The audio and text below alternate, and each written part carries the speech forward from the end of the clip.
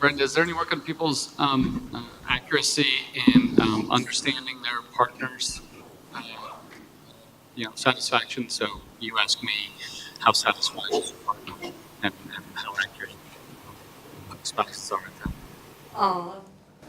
I think the only thing I would have to say is that if your satisfaction scores are highly correlated, you're having mutual satisfaction. Is it the fact that, are you asking, are they accurate in terms of assessing your other partner's satisfaction? Like if the husband were to say, oh, here I can assess how happy my wife is, and he's on point with what she's saying? That's right, that's right. We don't have that, and I'm not really aware of that. That's, again, I'm really more of a child person than marriage, but Rich invited me, so I said, hey, how about these data? And he said, absolutely, so yeah. But I'm sure that there's people out there who have studied this specifically and can answer that question better than I can. I think it's a very interesting question. I mean, when I look at those last two groups, I sometimes think, how could you be so out of touch with what's going on with your spouse when you have those huge discrepancies in what's happening? There was a recent paper that kind of spoke to that. So I think on average you had to have insight into how happy your partner is, but there's a paper, I don't know if they titled the honeymoon effect or something like that, where among really unhappy spouses right after they get married, over time they perceive their spouse as becoming a worse person overall. So they're actually like warping their perception of who their partner is over time. So it is sensitive to like these context effects. So just to chime in.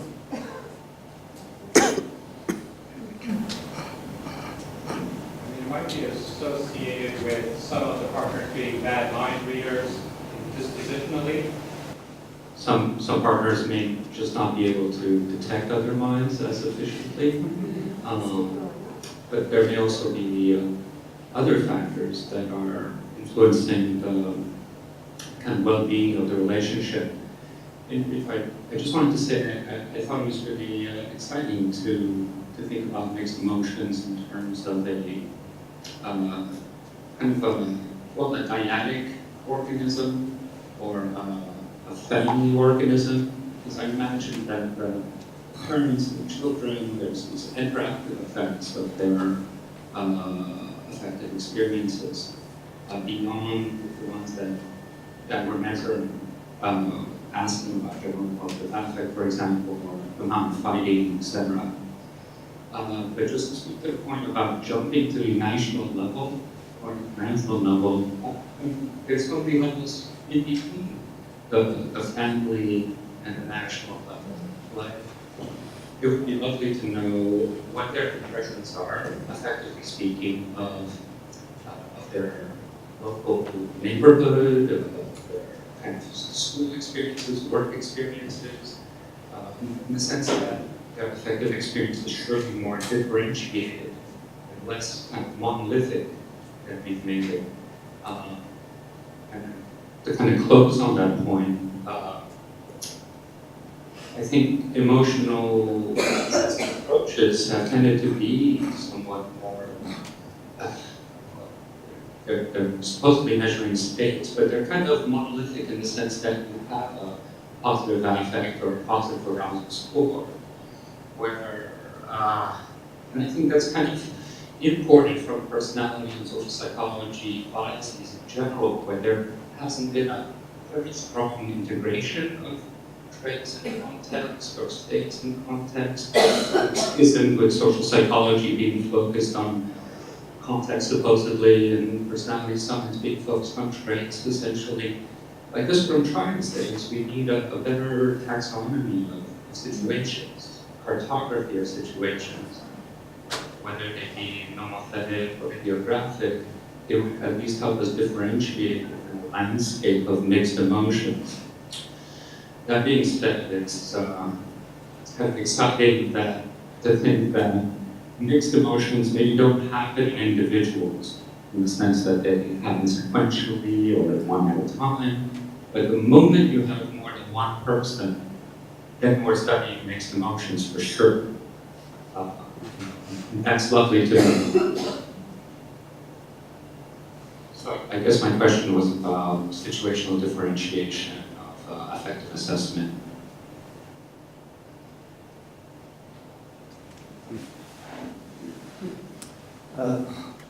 So, preface this by saying this is not about mixed emotions, but so Alexandra and Mary Davis and Bruce Smith have tried to sort of extend this model of dynamic affect into the social arena. So we've sort of argued that just as stress compresses affective space, stress may also compress the social space, such that when we're feeling stress, our experience of our social relationships, the valence of those experiences are also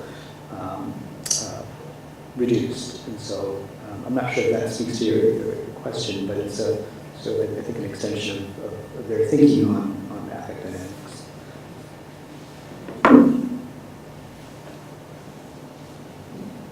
Okay, so maybe I have a question for, or a suggestion for Greg, but I'll move on.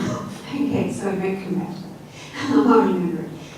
So I'd like to jump to Jim Cook. So I think it's very interesting to try and disentangle the differences between the two countries that you were talking about in terms of the depression, right? So it's so as I was thinking about it, so because you were finding different correlates for bad predictors in different countries, basically.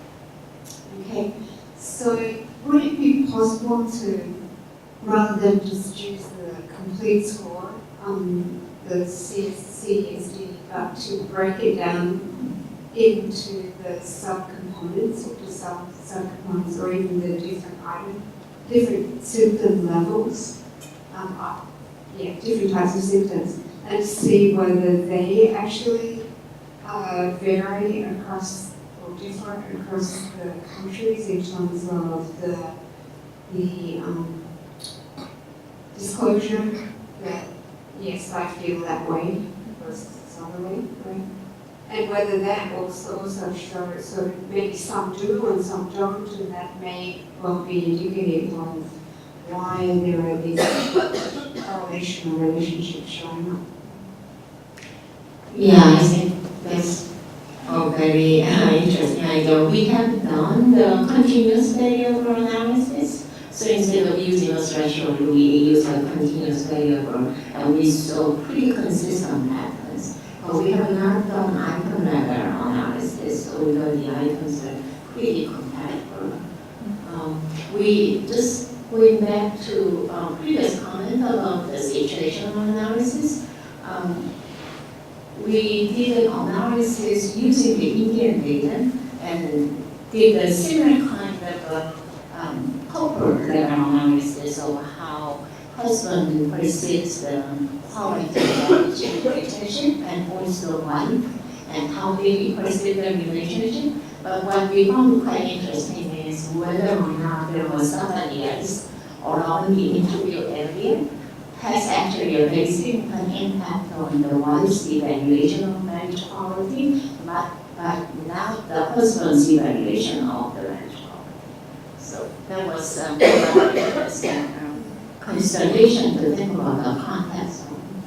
Because those samples also sample, you could have large couple data, right? Right. From both spouses. Yeah. That's also very interesting. Those countries.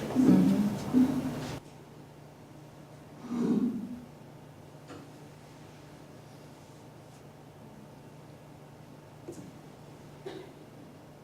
Any other questions for the panel?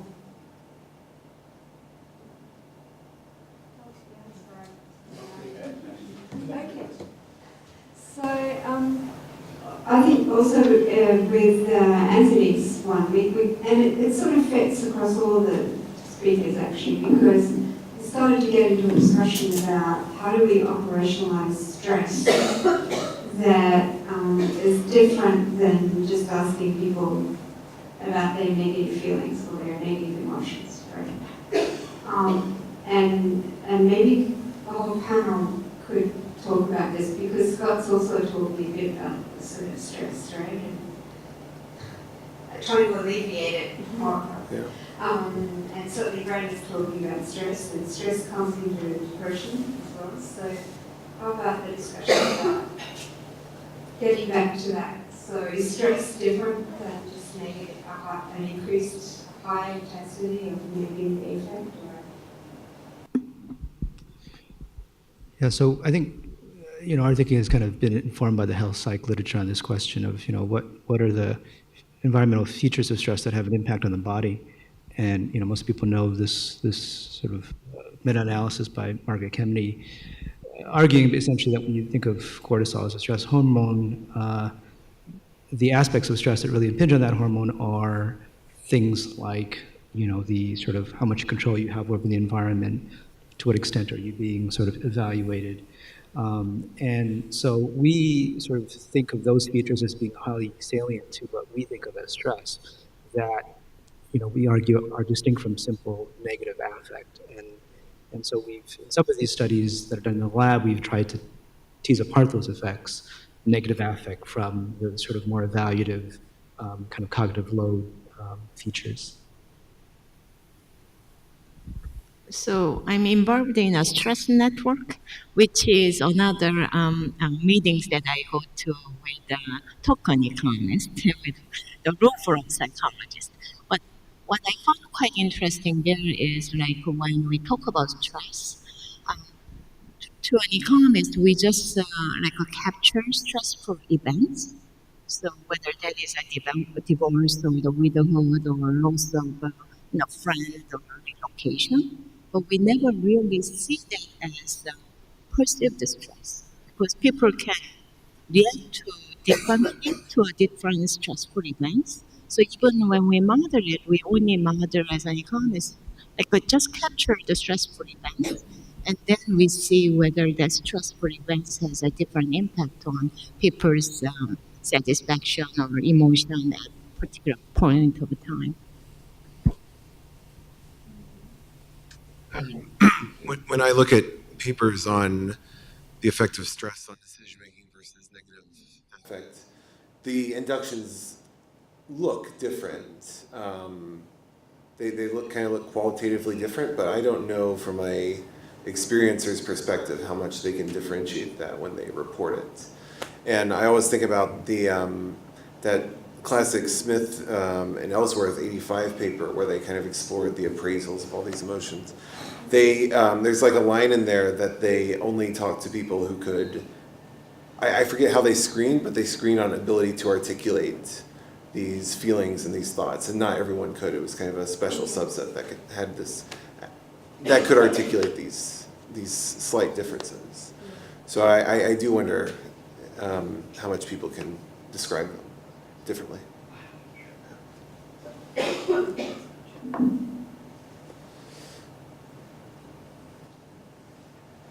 thank you, panel.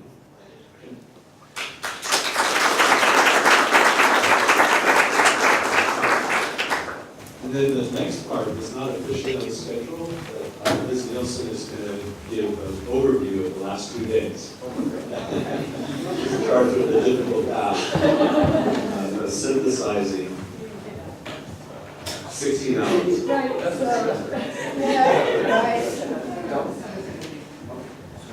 So you calm down your mixed emotions. I'm not going to cover the entire 2 days. We cover a lot of territory.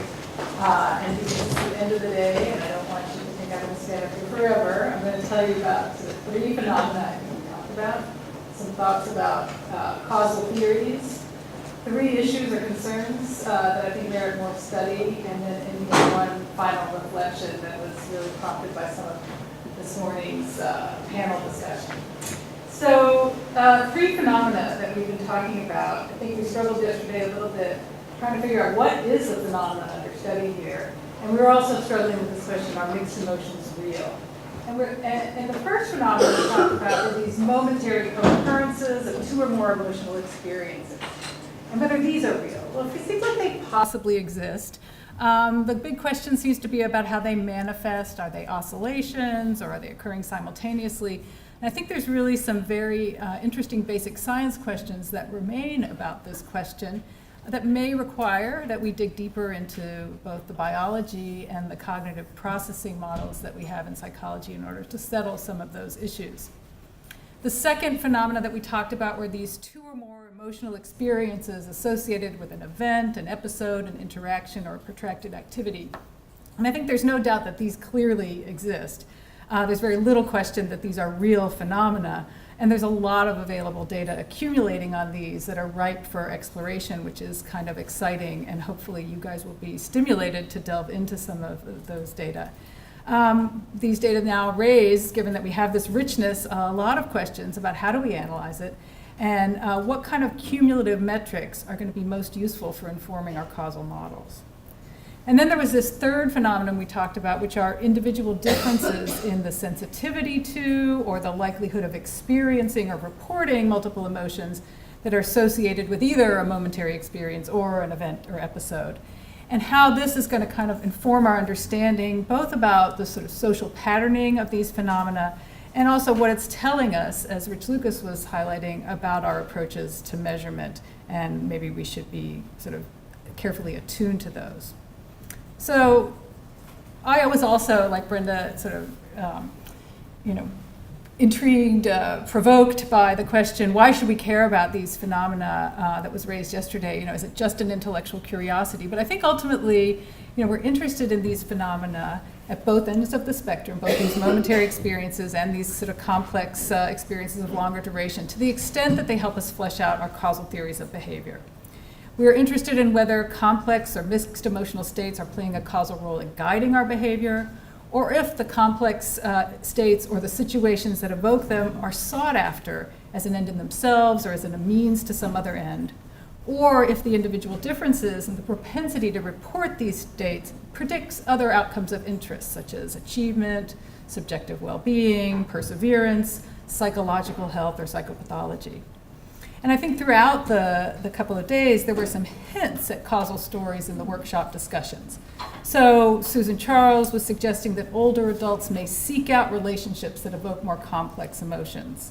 Neelam Ram's hypothesis seemed to be that being in a mixed emotional state may signal a conflict that needs some kind of a resolution. Derek was suggesting that people may be attracted to stimuli that evoke mixed emotions.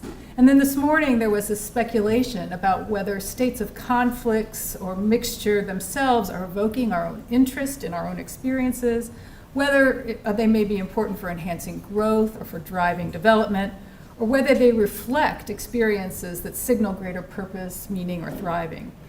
I think that was a really interesting line of discussion. It's also potentially interesting to me is the possibility that the motivation to seek or to remain in these kinds of states may change over the life course or as a function of, for example, cognitive ability or education level. For example, in Jackie's talk, this measure of activity-affective complexity is higher in those individuals with higher education, and she was suggesting that complexity may be functional and valued.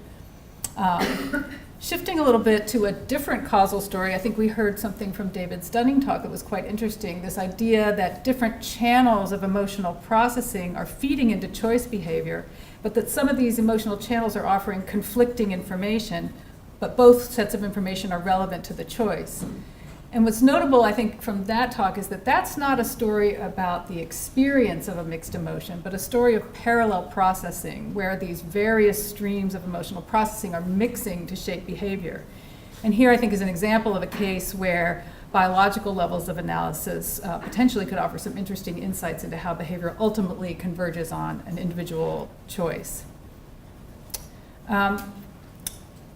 Turning, still in this sort of reflection on causal theories, the population-based studies that are using the subjective well-being measures are really intended to enhance the full causal story by trying to give us a better picture of people's lived experience in order to elucidate what sorts of circumstances contribute to higher levels of subjective well-being or lower levels and increased misery and suffering, so that we can better inform our interventions and policy decisions. These could also potentially help us answer another set of causal questions, such as how various states or profiles of affective activity linkages may be changing over time and possibly driving people to select into different or more constrained life spaces. We saw from Jackie's data that older adults who are in compromised health states were experiencing some activities as more mixed than their healthier counterparts. And one interesting question would be, over time, are we seeing that people in those states, because of that mixed experience, are choosing to, or selecting out of certain activities that are evoking those kinds of experiences? So across all of these approaches, there were sort of a few themes I thought that sort of left some remaining concerns, issues that required more research. One was the question of what are the right affect questions and measures to get us even started on characterizing these mixed states, and how our theory that we are basing our measures on constrains the phenomenon under study. So Phoebe Elworth's question to us yesterday, or her comment really, that how all of the measures seem to be really informed by the circumplex model, typically using some discrete emotion labels, left me thinking about this. And at first I was thinking, what would an appraisal-based elicitation of emotion experience report look like? It would be very different. There might be some different dimensions and questions that people would ask. And then we might get a different picture of the mixture that would be going on. And I think all of this is just to say that how we elicit these reports and our assumptions about the nature of affect are going to fundamentally shape the findings that we get in this field. The second question is, what are the right summary metrics? And we had a lot of discussion about how do we sort of pull together these different dimensions of affect. For the, part of the motivation of our discussion around having this meeting came from, again, the discussions about use of these larger subjective well-being metrics.